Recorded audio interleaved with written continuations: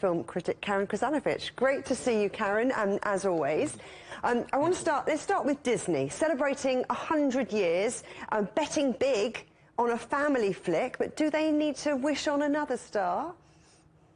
I think they need to wish on quite a few different stars, yeah.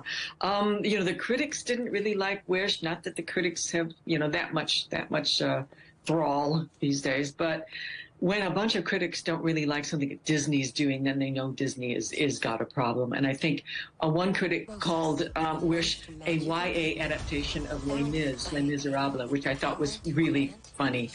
It tries to be everything to all people, and I think that is the problem with Wish, and that's also the problem with Strange World.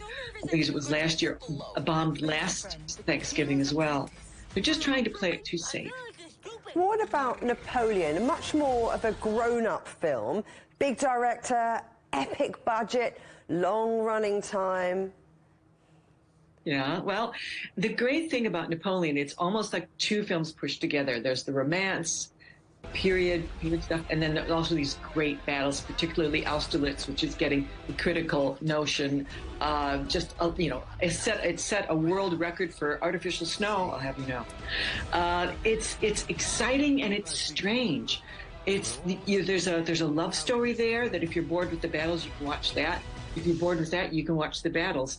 And I think it's a remarkable bit of filmmaking, and I can't wait for the longer director's cut. I wonder, though, how it's going to do in some other key territories where it hasn't been released yet. I'm thinking of China. And also, Karen, how much the box office dollars mean to someone like Apple.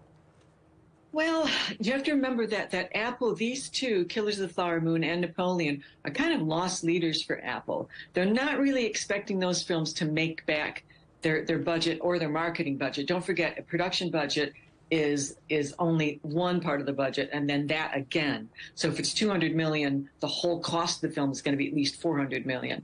Wow. These are things to grab our attention for the company.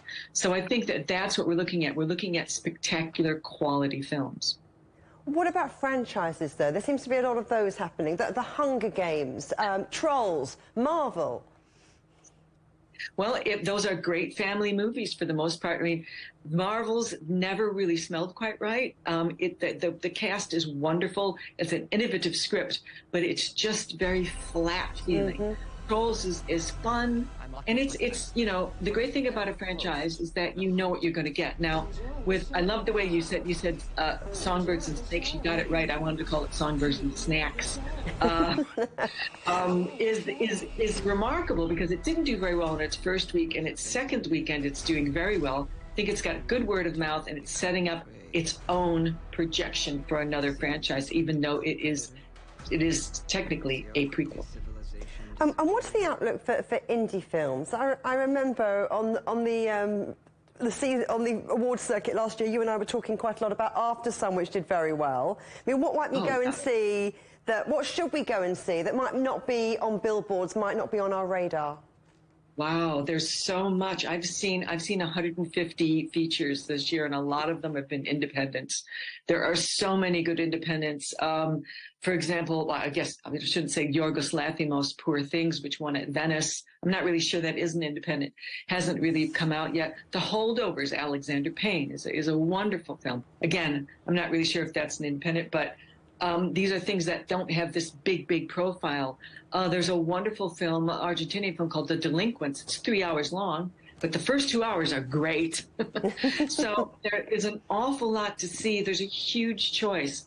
And if the topic grabs you, go and see it and give it a try. Karen Krizanovich, always a pleasure chatting to you about the movies. Thanks so much.